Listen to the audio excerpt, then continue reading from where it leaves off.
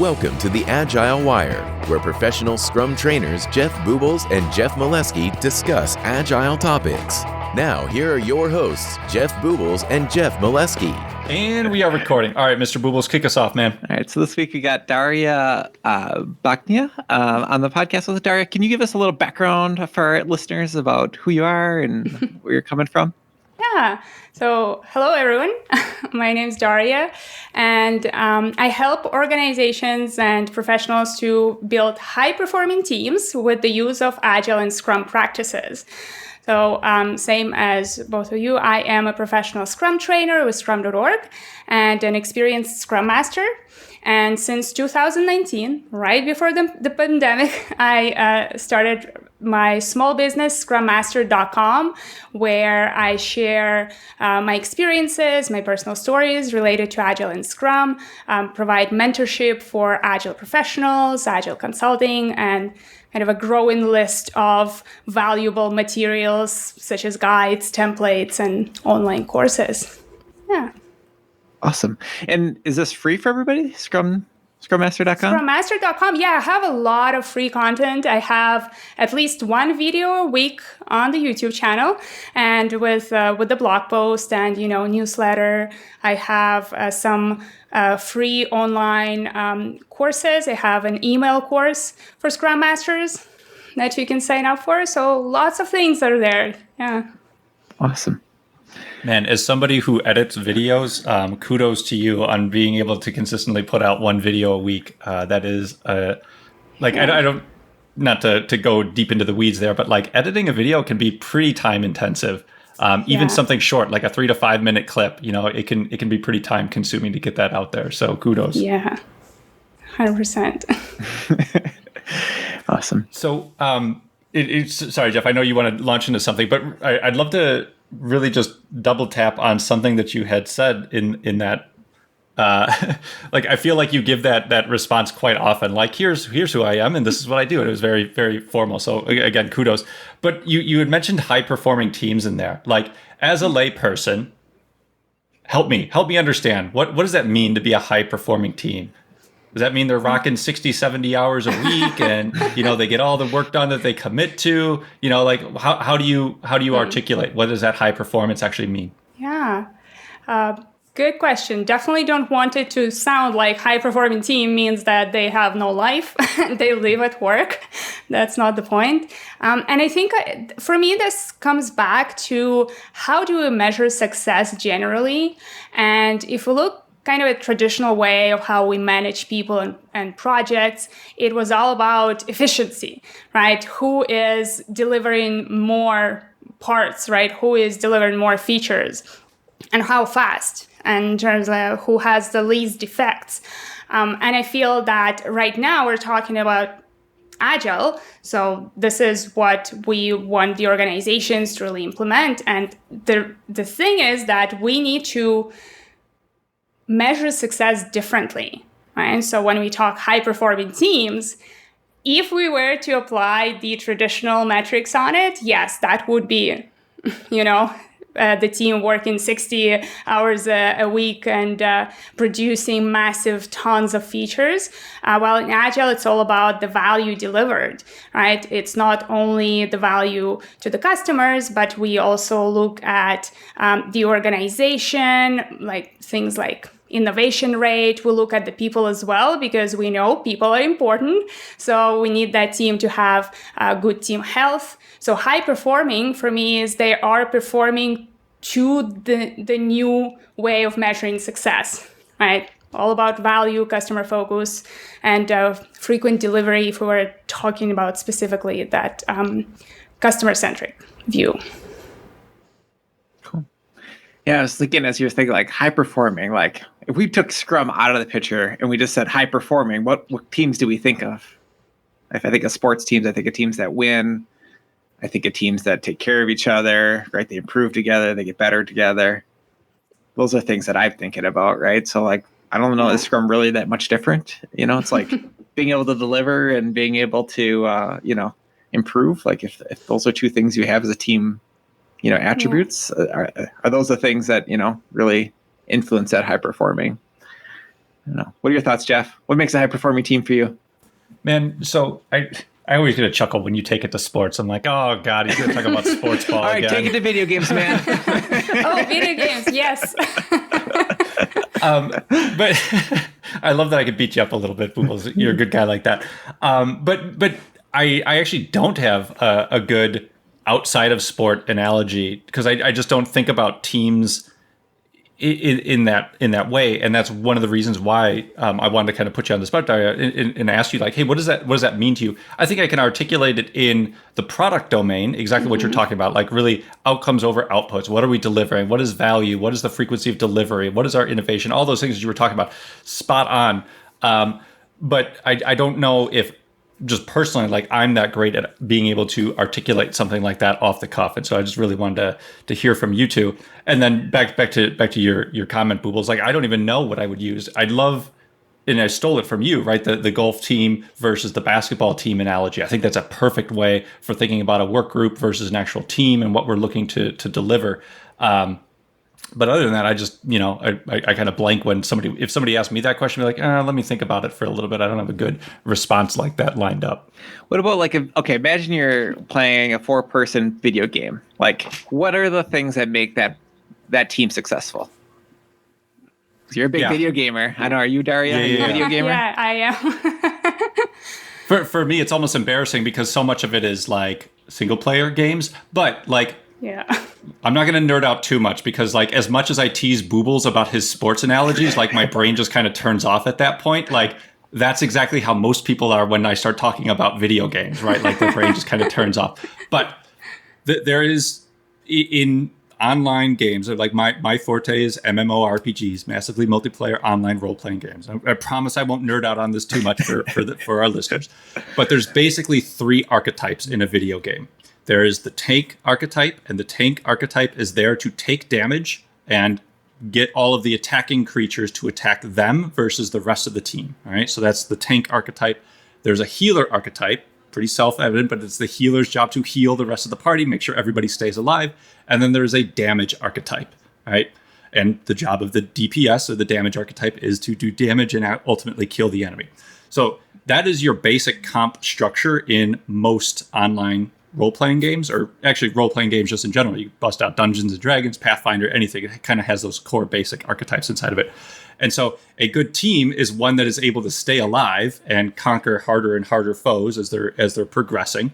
But even within that, and I think it's an interesting analogy to a Scrum team where you've got a software developer, you've got a tester, you've got a UX individual, those specialties that are inside of a team that are trying to accomplish something, right? So your tank is doing the best of job to maintain what they call aggro in video games, to make sure the bad guys are hitting and attacking them and not to the rest of the group. And a good tank is going to do that very well. They're going to know when to use certain skills when they're about to take a lot of damage or they're about to die, etc. And I can already tell I'm nerding out a little bit over this, but like the core question is like, how would you gauge the effectiveness of that team? It's your ability to survive and conquer harder and harder foes as you're playing in these video games. And that's where what's kind of interesting to me is like the literal competitive sports that are out there for online games, whether we're talking first-person shooters and Call of Duty, or games like League of Legends, which is, if you're not familiar with it, it's by the numbers, I think it is larger than American baseball, football, and soccer combined on a yearly basis with the number of audience that tunes into that. So anyway, I nerded out a little bit there, but there's the hyper effective in the realm of video games. I don't know. What are your thoughts on the video games, Daria? Well, actually, as you were talking about it, you were saying, hey, there's an archetype, a tank archetype, a healer archetype. I was just thinking about that, what kind of helps you create a high-performing team, and this made me think about those roles. Everybody knows what their role is, and the whole team can succeed only if each person performs their role to help the whole team. Right. So if the healer suddenly starts, just healing themselves all the time, then the team will die. Right. So it's not going to work. They need to actually dedicate their skills and their time to the rest of the team in order for the whole team to succeed. Like, you cannot work in a silo. to achieve that success. So that kind of made me think about those roles. And I think even in a sports team, we can talk about roles. Who is on the defense, right? Who is going to be on the attack? Who is the goalie? So all of those roles are there, and everybody knows exactly what they need to do. And it can only work if everybody kind of sticks to their roles for the best of the team. Yeah. I think that's key, right? So it's that team mindset versus individual. We can say that like flippantly, right? But like you guys both gave good examples of that, of like you have a core role, a specialty, and then knowing how to use it, when to use it to support the team, not yourself. So I think that's a key attribute right there. What are some other, like, let's talk about the things they do. So like we know the outcome, yeah, you want to win and take harder on the products. You want to deliver more and have more value delivered to the we want these outcomes. Great. Okay. But like, what leads to those outcomes? What are those leading indicators? What do we see on those teams? Let's dive into that for a second. Like, think video games, I'll think sports. Like, I don't know. Actually, one of the things I was just thinking about was, yes, there's roles and the things that you should primarily focus on, but there's the flexibility to do what is necessary, right? Yes. So let me go into sports ball for a second. Like, to my knowledge, there is a person on a football team whose sole job it is to block oncoming players, right? Yeah. But if all of a sudden that ball somehow winds up in my hand, it's no longer my job to block people. It's to get this fucking ball as far down the field as I can possible, ideally into the end zone, right? Yep. Regardless of whether that was my specific role or task, that is what the team needed me to perform in that moment, and I need to be open and regardless of whether I'm the best person to do that, I'm in the position that that's what needs to be done. And I think that level of flexibility, maybe even ambiguity for team members to be able to respond and just do the job that is necessary of them is really important. Yeah, that makes sense. Definitely. And I think that's kind of where it comes to that team mindset, because we used to have those specialties and everybody was saying, hey, this is not my job I'm a developer, I don't test, right? Like the biggest debate between the two roles. And the team mindset is not about, hey, this is my job, I'm not going to do anything else. Is that you need to be able to pick up some other things that maybe you're not as comfortable with, or maybe you're not as interested in, but if this is what it is going to help the whole team succeed, then you do it. Mm-hmm. Yeah, I've been using this approach recently with teams. It's more like, instead of thinking about roles inside of your team, think about it as skill sets. And so it's like UX as a skill set, testing as a skill set, developing as a skill set, analysis as a skill set, project management as a skill set, right? Like, what are these things that we need to do? It doesn't mean one person has to do them. Some people have more skills than others. Like, maybe the healer is better at healing, right? But like, in these games, can other people heal, or are they just bad at it? Or is it just like they're one-trick ponies? It depends. There's nuance inside of there. And again, I don't want to geek out over this stuff, but I understand your point. My point being, like, in basketball or football, like you said, like, you can do things. You may not be the best person to do them, but you can do them in a situation if it's called for and the team needs that, right? So I think that is important. And we don't see that all the time on our product development teams, where everybody kind of wants to stay in their lane, and you hear that term a lot, and it's like, yeah, but only in the betterment of the team, right? So, What other things? So we talked about, we talked about flexibility, being able to adapt. We talked about using your skill sets, and also being team oriented, right? So those are maybe how we genericize those terms that we talked about already and gave stories on. I also think communication is a huge one. And I'll go video games here. So I don't play too many video games, but whenever I play the Overcooked game with my family, like, it's about direct communication and figuring out a plan and like telling people what you're going to do, and not like getting bent out of shape when someone's like, that thing's burning, get the thing off the oven. Like, you just do it, like you can't have a 5-minute conversation about that type of stuff. Right. So I don't know, like, tell me more, like, what do you think about the communication? Like, what are some signs of good communication on a team, whether it's video game, sports, Scrum teams? I think for me, it's just that initiating communication by default is like, sometimes I work with teams and they would come to me, or one person will come to me and say, hey, I have a problem around this thing, right? Like, okay, who have you talked to about it? Because I'm not a developer. I cannot help you with this particular problem. Oh, I thought you can go and talk to someone, right? And I feel like that communication piece is missing. And often the question is, I don't know how to deal with this situation, but then no communication ever happened. So of course you don't know how to deal with the situation. You need to actually start the communication. And I feel like being able to just initiate that communication easily is extremely important. And also that kind of comes to that point of disagreements and conflict, right? We talk about good teams, they need to have some healthy conflict. And it is necessary, because that's how we find the better solutions. And but Daria, don't we need to protect those developers? Like, they need to develop, right? We need to protect them so they're not strong enough to handle conflict, right? I don't know. I come into the teams and I say, hey, you're professionals. You know what to do. I rely on you to do your part.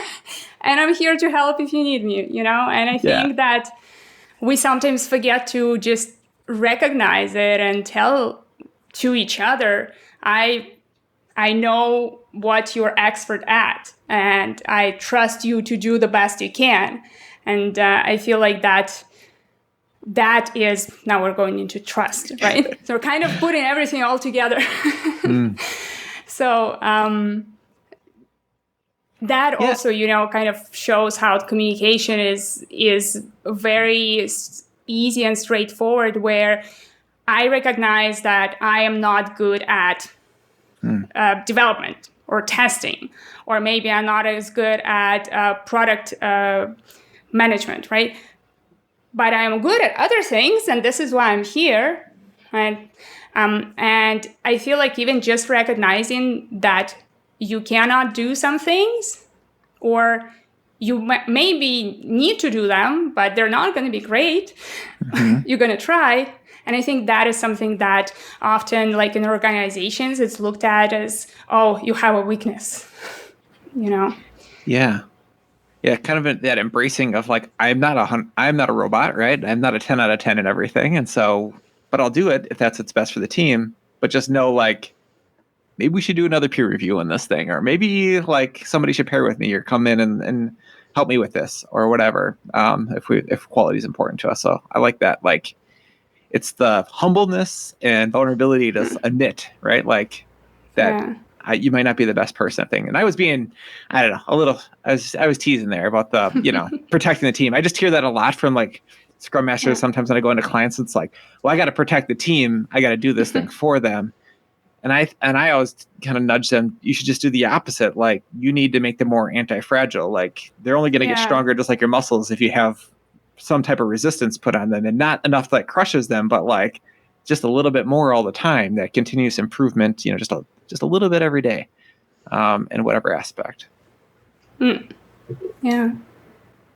So I'll throw one more out here that I was thinking about, and man, is it ironic how I have to keep using sports analogies, because Boobles has just worn off on me so much. But as I was talking before about, like, if I'm the linebacker, I get the ball and I know to run forward. There's a clear understanding of what the goal is in that situation, right? As a team, the goal is to move the ball forward to get it into the end zone. Like if we're on, actually regardless, offense or defense, we would love to do that regardless. So like that's our overarching kind of thematic goal in order to win the game. We want to do that. And so I was thinking about this a little bit in the realm of 4DX, 4 disciplines of execution, and understanding. So in 4DX, if you're not familiar with it, very, very similar to like OKRs, but you've got your WIG, your wildly important goal. And in the confines of, let's say it's a football team, they want to win the game, right? Or championship or whatever, but let's distill it down to win the game. And so in there, you have the scoreboard, the actual object itself that is keeping track of the key pieces of information that are necessary for the team as they are making progress or the lack of progress against the goal, right? So on the scoreboard, we've got our score and our opposing team's score. We've got the yardage to first down. We have the number of plays left, or what is it called? Down in distance, like the down in distance. Yeah. There we go. But like that's the key pieces of information that the team needs in order to have an understanding of like how are we progressing against that goal. So when we're talking about a high performing team, I would say it's needs to be explicit. Back to Daria, what you were saying at the beginning, like we have to understand what value is and how what is our plan in order to proceed and actually measure, are we delivering value? Are we actually making good on the goals that this team is moving towards? So I think it's got to be explicit with a high performing team. What is our goal and what are our metrics of success to actually quantify that we're making progress against it? And that way, that enables the team to actually be self-organizing to figure out the best way to achieve it. It's I just got the ball and now I know I need to make progress against the goal, and that's to run forward, right? Yep. Yeah. Yeah. So yes, we do need to know where we're going. So we have to know that direction. But I guess I'd pose, if we don't actually do something, we don't inspect what we did after the fact and our progress towards that goal, how can we make any adaptations to do it better next time? And I think, so we'll see goals, we'll see big goals, we'll see maybe higher level goals, but maybe the connection of what you're doing day to day isn't made to those goals. And I think that's maybe a gap that we see in a lot of teams. I could say it's even a gap that, I mean, I'm coaching third and fourth graders, so like it's hard to get to understand everything, but like they don't understand why rebounding is important. You know, it's like if you give the team more shots, they're probably going to make more shots. Like, you know, like these are important concepts, right? And so like, but they don't explain to team members maybe like, well, when we don't hit a release or we don't hit a certain cycle time, we reduce this complexity or an uptime or whatever it might be. Like there's consequences that happen. And this is the impact. How can we do that better without affecting these other things? I don't know. I think that there's gaps there, or there can be in some organizations and teams. It actually really made me think that there is this big disconnect in goals. And for me, what is the leader's job? First, to actually be able to set up those goals that everybody can understand how they are contributing to those goals. Mm-hmm. And often we don't have those. We kind of have long-term, big goal for the organization, and then somehow it gets lost. And so, as you say, the team is delivering something, but they have no idea if are we progressing towards this big goal? How are we actually contributing to that goal? And this is something that definitely is necessary for a high-performing team to be high-performing. To have that, like, a very good understanding of where are we trying to get, right? Mm-hmm. And that way we can inspect. We don't know what the goal is. We don't know if we're on track, right? Yeah. It's that feedback, right? Like anything in Agile almost always comes down to like accelerating feedback loops, right? Instead of doing a bunch more analysis. So it's like, okay, so what's our progress towards this goal? How are we doing? Are we did this help or did this hinder us? You know, like let's talk about those things. So I think that's great. Like most retrospectives, like don't talk about data, like at least in the Scrum world. Maybe in the Kanban world, like more and more, teams doing that, which is great. But so often you show data at a retrospective and people look at you really weird, like this is new, and why not? Like, what do you think stops people from doing that? Because you can't fight data. Like you can't fight facts. And why I say that as a business owner, I need to do a lot of that. I need to do a lot of reflection in terms of goals. And the reality is that you will have to try so many different things that are going to fail. And every step you're going to review and inspect what has happened and say, well, what I did actually didn't help me get to that goal. So I have failed, and failure is regarded as something terrible that should never happen ever, even when we talk about Scrum teams, right? And I feel like when we have the data, you can't argue with it, that it's there and it says, hey, we tried something and it didn't work. It didn't work. It means that we need to do something differently.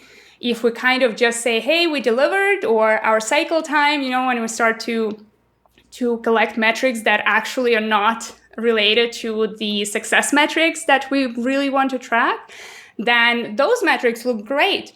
Hey, we are very efficient, or, we have delivered, or we have fixed 10 bugs this sprint, right? Okay, great. But did we get closer to the goal that we were trying to achieve? So. Yeah.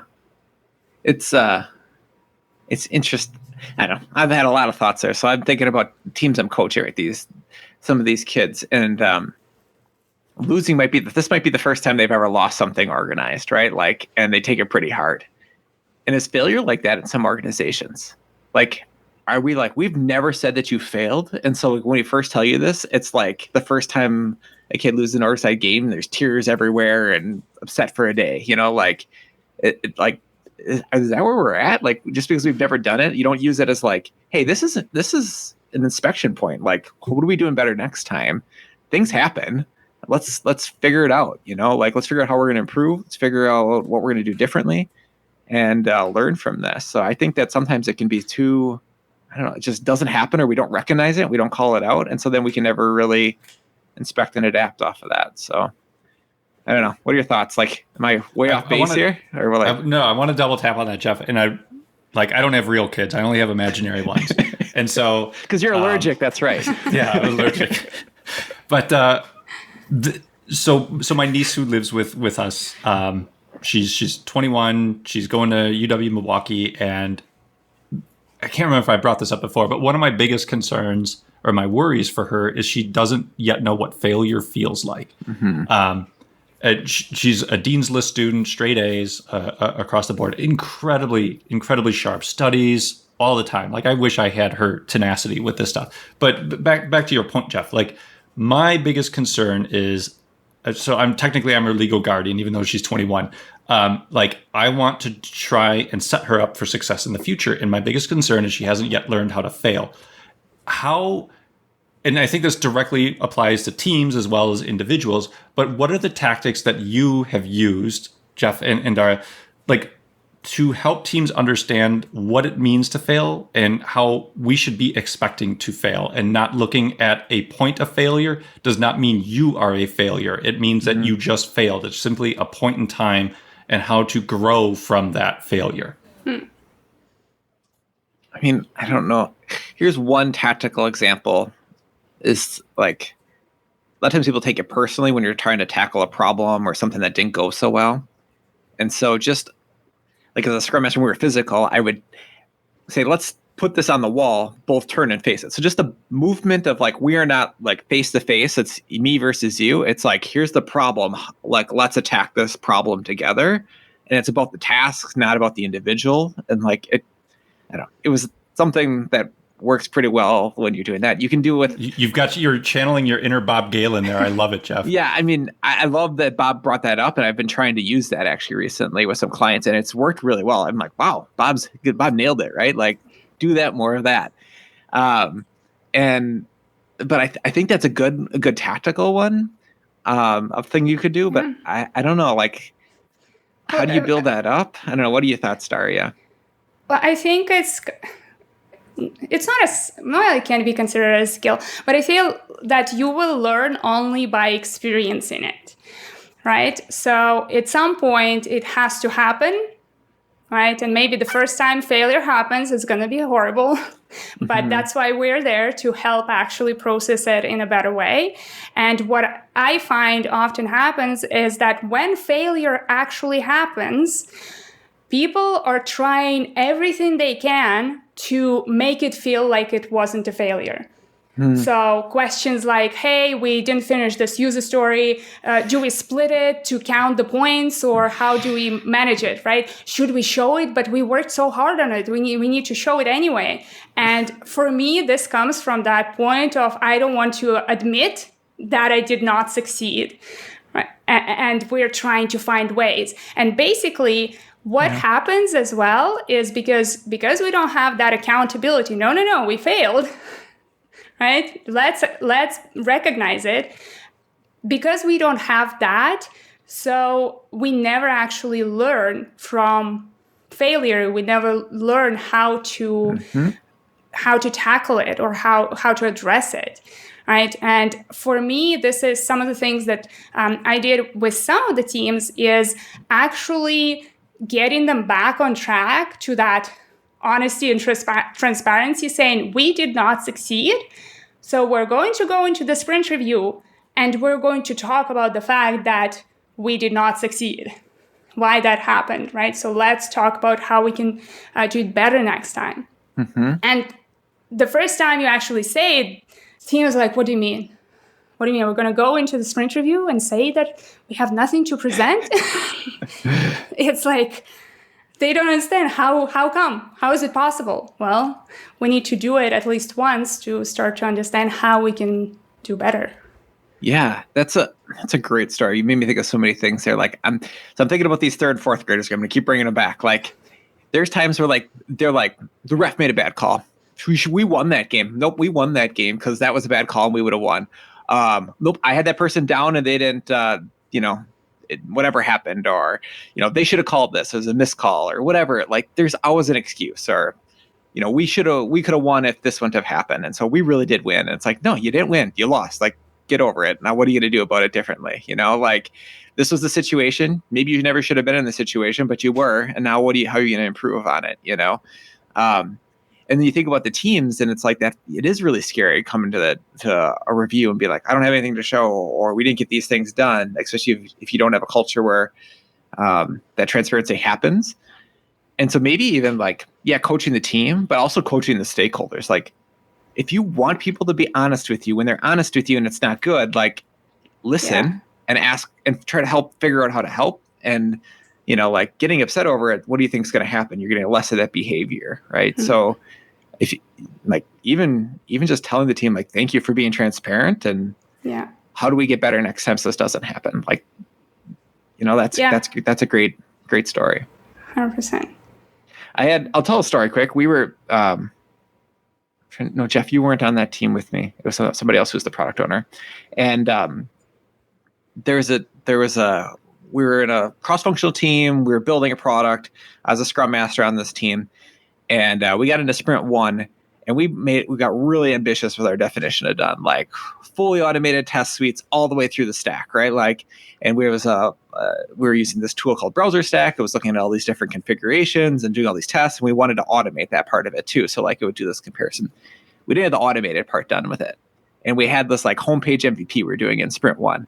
Go to the sprint review, and we're like, yep, we got it, out to the environment. It's not done because it doesn't finish. The automated testing isn't done, but we've got it this far. And so we're working on that. So we're not going to show it to you, but here's what we work on next. And, here's why done so important. And so we spent that time, and the stakeholders are mad. They're like, we want to see this thing. We've just paid you a lot of money. Show me that page. And we're like, oh, how about another time? But sprint reviews for done stuff. This isn't done. This is why quality is important. We go through this whole thing. We go round and round and round. So we ended up not showing it. They weren't happy. But we had this longer product we were building over many months, and they never once after that questioned our quality. Our relationship got tighter, even though in the moment it felt like it was going to be oh man, this is going to be tough. We might get fired right here. We collaborated so much better at that point because they understand where we were coming from, and that we wouldn't lie to them, and that we were transparent with them. And so I think they realized we were on the same page and going in the same direction. And so I know it's really hard in the moment, but one of the things I keep telling my kids and keep coaching them on, and I say this so often, I probably have said it on the podcast, is if you do the hard things today, tomorrow will be easier. And so if you do the easy things today, tomorrow's going to be harder. And the same thing would have happened in that same situation, right? If we could have lied and showed them that, but then we would never have that conversation about definition of done. We would never have been, and then they would expect to see incomplete stuff all the time. So and then we'd have this false transparency. So I don't know, just made me think of so many good stories there, Daria. So thanks for that. That's a good reminder that having those hard conversations is really critical. So I don't know, Daria, we set off this podcast to talk about something totally different and went down a whole other track here. And we have a time box that we got to hit here. So let's cover that topic a little bit here. I'm just going to pivot us a little bit. So we're going to talk about Agile outside of software. What's your experience? Tell us about it. Yeah, so I have worked with a completely non-software team, and obviously not kind of naming any organizations or actual products, but we had people coming from all the different expertise, like had logistics, learning and development, marketing, finance, and that was kind of the team working on one product. And for me, it was a hard implementation because in those departments or in those kind of specialties, Scrum or cross-functionality was never introduced in the same way as in software development. So it was hard to kind of pivot to that cross-functionality, right, that we talked about in even when we talked about the high-performing teams. But once we got to that point where we started to really get what Scrum is all about, because it's not really about the process, right? So that's where we really started to build a much better team, and a lot of communication, collaboration was happening, and we could see more of people coming from completely different specialties actually working together to produce something that was better or different or faster, right? So it was something that would work. And I think generally lots of people right now are kind of coming to me from very different industries, right? Finance and real estate and other industries, and asking, how can I implement that? How can I apply that Scrum thing to my team? And I think what they want, because imagine we're in software, all of us kind of know what Agile Scrum is. We kind of have an idea, even if we didn't work in an actual Scrum team. But they're coming with a completely new view of it. And what they see is higher value, better teamwork, lots of collaboration. And I think this what actually attracts them. I don't think they're getting excited about having a Scrum Master or product owner on their team. I think what they want is those results that we're trying to achieve. Yeah. And I think it's possible. So let's maybe ask the question, when wouldn't it work? Like, so you're outside of software, when would anything Agile, Scrum, Kanban, whatever, not work? Like, how do you answer that question when people ask you? I go back to complexity. I say, if your product or whatever you're working on is super simple, there are not a lot of uncertainty, no factors that might suddenly change and impact your product, then don't do Scrum, because most likely it's going to be a little bit too much. It's going to be like too much process for what you need to do. So the thing is that I, especially after the pandemic, I feel that there is almost no more industries that really have simple products anymore. The reality is that complexity by default skyrocketed in all of the different industries, and not only because of the pandemic, but just that the complexity keeps increasing even for products that previously weren't that complex. And it means that Agile is becoming more and more viable as an option for those industries, for those products to implement. I looked like Jeff was going to say something. I was going to give him the space. Sorry, I was going to chime in because I really like talking about this topic in general, just from my experience in the Army. And it wasn't like I didn't roll out Scrum with my platoon or any of the units that I was working with, but the concept of short feedback loops was really at the heart of what drove and how I work with those teams. And, you know, I look over to my side, I've got plenty of medals over there to show that I was pretty fucking good at my job, right? like not a rock star, but I was pretty good. And really all I was doing was applying a lot of the things that I had learned from the Agile community as far as clear goal setting, small iterations, with feedback loops to make sure that we were making progress. A lot of the things that we started out the first 20, 30 minutes of this podcast talking through, and just those components are so applicable to so many different domains that it's going to help you be successful with regardless of what it is you're trying to produce. And even so I was in Signal, which is basically the IT branch of the Army, right? You need to send a communications, digital or through radio, like you come to us. You need to set up your TOC, your Technical Operations Center, get all the computers up and running. Great, you come to us. And so each one of those is almost like a little mini project. Okay, we need to establish lines of communication between our TOC and our retrans location that's located out on this hill.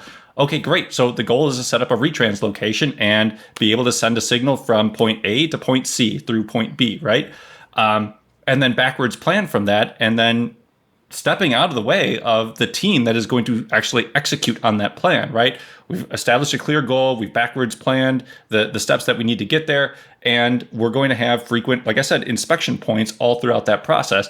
And one of the people shit on the Army quite a bit, but like after every exercise, they have what they call an ARR, an after actions review, or AAR. Oh man, it's been so long messing up acronyms. But anyway, it's a retrospective. Like at the end of the day, that's what it is. It's what was supposed to happen, what did happen, what are we learning from this from this opportunity here, and so even think about it in the applicable or applications of Scrum. There's a planning event, there's inspecting events, and there's a review event, and we're all making progress against a goal inside of there. Like distill Scrum down, and fantastic. We were doing Scrum in a distilled way, right? Like we didn't have a daily stand-up or daily Scrum, excuse me. But whatever, like we were still executing basic elements of Scrum. Mm-hmm. Yeah, I think you're right, Daria. Like the level of complexity that we are facing in the world today, like it just continues to increase, right? The communication barriers we have using technology, doing other, the concepts of Scrum, even if you don't call it Scrum, can be applied in anything. So if you ask yourself, if you understand the framework, well, why do we do the daily Scrum? Well, we should probably sync on what we're going to do in a short time box so that we all kind of know. How short of the time box? Well, how short are we working towards? Like probably relative to that, like cool. No different than a timeout in a basketball game or football game or something else like that, right? Like it's a sync at a short interval. We should probably have a long-term plan so we make sure know where we're going holistically, right? We should probably have some type of an inspection point. We should probably have some type of validation, like did we build the right thing and make the right plan? It's like you could walk through this whole framework and ask yourself, well, why? And then like, how can we apply this without even using the terms? And I think that's something to use all over the place. I don't know. It gets me thinking. I'm going to be coaching football for the first time for these kids. And there's like a whole bunch of them. There's going to be 8 to 10 coaches, like 80 kids. Like we have to run practice together. So like, how are we going to do this? Maybe we'll use Scrum. Maybe I'll report back later on how this goes. So or at least something Scrum-like, So, We'll see what that. I think that could be something complex enough where there's enough coordination with just people that Scrum could be a good fit for it. What other I don't know. I've used Scrum in marketing teams, some other HR teams and things like that in the past. One of the things I think that I've had is the specialty being a big concern that people have always had. Like, well, I just don't know enough about this skill or that skill, so I can't really even help out. Where software people usually, I don't know, they've gotten to a point where they roll up their sleeves and generally they will help whether they have a different specialty. I don't know. How did you tackle that, Daria? Did you see any of that with some of the other teams that you were talking about, like the logistics and other, specialties kind of working together? Yeah, and it is exactly that, right? I don't know anything about marketing. How am I going to help you? Well, maybe there's something very simple that you can do. And I think one other thing that I feel we are maybe not teaching our teams enough is that concept of continuous learning. The fact that you need to continue to learn, you need to continue to evolve, and being on a Scrum team, I think, actually requires you to do that. And what I mean by that is, teams who say, "Oh, Jira is too complicated. I don't know how to use it." Learn it, right? And I feel that instead we're saying, "Well, the Scrum Master will take care of that." well, when I started using Jira or any other tool, I didn't know how to use it, but now I'm kind of a specialist now. Unfortunately or fortunately, I don't know.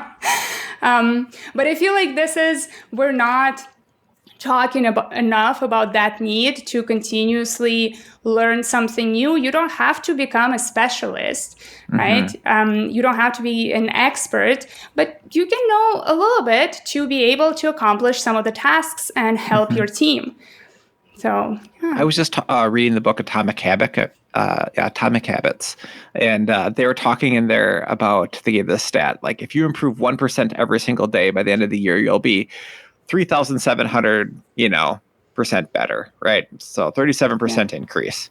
If you disprove or get worse 1% every single day for a year, you'll be almost at zero. Like it'll be very, very close to that.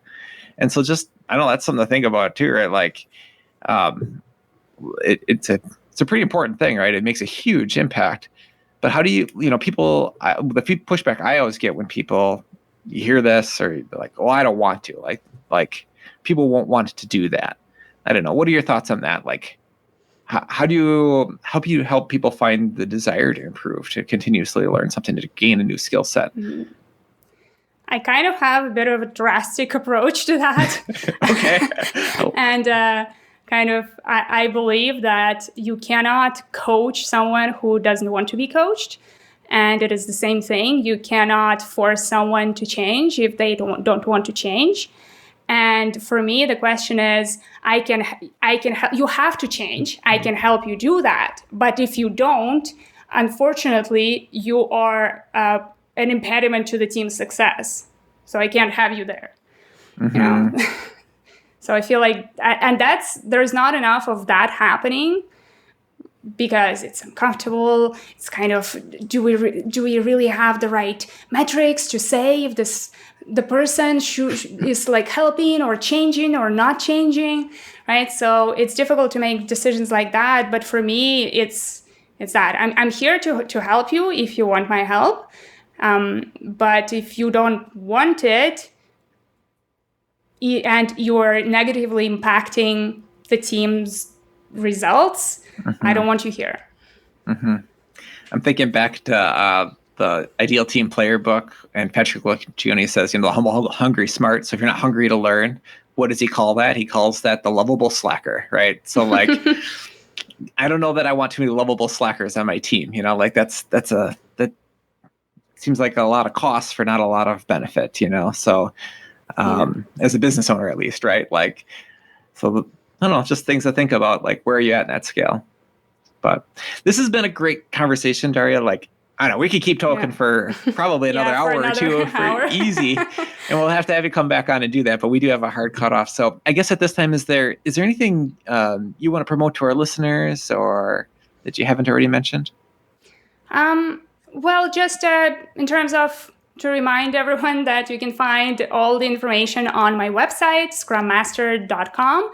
This is where I share all of the knowledge. And the best way to connect with me is actually to sign up to my newsletter, because that gives you kind of the almost direct access to me, or you can just send me a question very easily. And obviously, you get all the other cool stuff that comes with the newsletter.